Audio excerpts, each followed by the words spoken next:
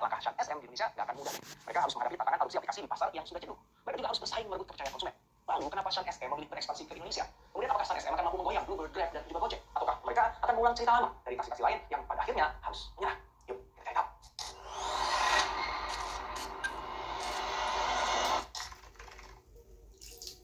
Pada tahun 2017, Pak Nhat Vuong mendirikan VinFast. Dia ingin membangun brand otomotif Vietnam yang bersaing di pasar global. Dalam tempo singkat, VinFast menjadi salah satu produsen kendaraan listrik utama di Vietnam. Konsumen merespon positif, salah satu modelnya yaitu VF-e34. Ini menjadi awal keberhasilan VinFast di pasar domestik. Keberhasilan ini membuka jalan untuk mengembangkan ekosistem mobilitas berbasis energi bersih. Bulan Maret 2023, Vuong memperkenalkan Green and Smart Mobility atau GSM. Ini adalah perusahaan penyewaan dan layanan transportasi yang menggunakan VinFast. Modal awalnya 3.000 miliar dong Vietnam dan 95% sahamnya dikuasai sendiri. Bulan April 2023, GSM meluncurkan layanan taksi Sun SM di Hanoi. Langkah ini diarahkan sebagai bagian integral dari transisi menuju transportasi rendah emisi di Vietnam.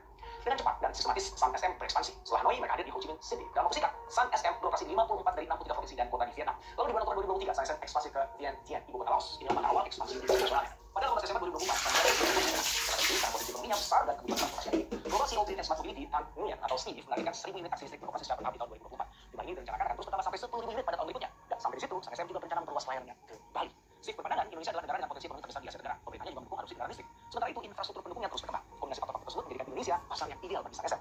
Steve juga berharap ekspansinya dapat berkontribusi pada pengurangan emisi karbon di kota-kota besar di Indonesia. Selama ini layanan taksi di Indonesia didominasi Bluebird dan platform ride hailing seperti Grab dan Gojek. Nah, kehadiran Sun SM akan menambah pilihan bagi para konsumen. Lalu apa sih kelebihan Sun SM? Salah satunya, Sun SM sepenuhnya mengandalkan mobil listrik VinFast VF-e34. Sedangkan Bluebird masih bertumpu pada armada konvensional berbahan bakar bensin dan juga gas. Dari belasan ribu unit armadanya, Bluebird baru mengoperasikan 192 unit mobil listrik dan 3.200 unit mobil berbahan bakar gas. Bluebird memang sudah bergerak ke arah armada ramah lingkungan. Hanya saja transisinya masih perlu waktu yang panjang. Di pihak lain ada Grab dan Gojek. Keduanya mengadopsi model kemitraan dengan pengemudi. Kendaraan yang digunakan sebagian besar masih berbahan bakar bensin, walaupun dalam skala kecil mereka sudah menunjukkan program kendaraan listrik. Dari segi armada, Sun SM unggul, sebab semuanya dipasok langsung oleh VinFast. Dengan begitu, Sun SM punya akses langsung terhadap rantai pasokan, perawatan kendaraan, dan juga pengelolaan armada. Sedangkan armada Bluebird dibeli dari berbagai pabrikan otomotif. Bluebird bisa memilih model kendaraannya, meskipun dibutuhkan biaya besar untuk investasi awal dan pemeliharaan jangka panjangnya. Sementara itu, Grab dan Gojek tergantung pada armada milik mitra pengemudi. Dari sisi perawatan aset, ya mereka lebih ringan tentu saja, tapi mereka tidak memiliki kontrol langsung terhadap kualitas armada, termasuk standar operasionalnya. Dalam hubungan dengan pengemudi, kebijakan semua operator berbeda. Bagi Sun SM, pengemudinya di Indonesia terikat kemitraan. Mereka wajib membayar deposit 1,3 juta rupiah dan biaya awal 50.000 rupiah. Sun SM juga menawarkan subsidi 5% untuk biaya mengubah SIM A menjadi SIM A umum. Sedangkan pendapatan pengemudi diperoleh dari bagi hasil 50% dari keuntungan layanan. Ini berbeda dengan Bluebird yang mempertahankan sistem gaji tetap serta tambahan. Oh, murah juga nih guys, 55% doang bagi hasilnya. 55 di dia, 45 di ininya pengemudinya. Murah. Insentif. Model pengajian membuat Bluebird lebih mudah mengontrol kualitas layanan pengemudi. Stabilitas pemasukan pengemudi, itu juga bisa menambah loyalitas mereka kepada perusahaan. Sedangkan pengemudi Grab dan Gojek sepenuhnya bergantung pada jumlah order dan tarif dinamis. Pendapatannya bisa lebih tinggi di waktu sibuk dan kemudian menurun di waktu yang sepi. Tapi model kemitraan seperti ini berisiko tentu saja sebab kualitas layanannya jadi sulit dikontrol. Lalu dalam hal tarif, Sun SM menawarkan harga kompetitif. Biaya buka pintu Rp9.500 untuk kilometer pertama dan Rp5.800 untuk kilometer berikutnya. Sedangkan biaya buka pintu Bluebird Rp9.000 untuk armada reguler dan Rp10.000 untuk armada listrik. Biaya per kilometernya bervariasi tergantung jarak tempuhnya. Beda lagi dengan tarif yang ditetapkan oleh Grab dan Gojek. Mereka menerapkan tarif dinamis yang dipengaruhi tingkat permintaan dan penawaran di lokasi serta waktu-waktu tertentu. Saat ini tarif mereka sudah naik karena masa bakar uangnya sudah selesai dan tuntutan pengemudi meningkat.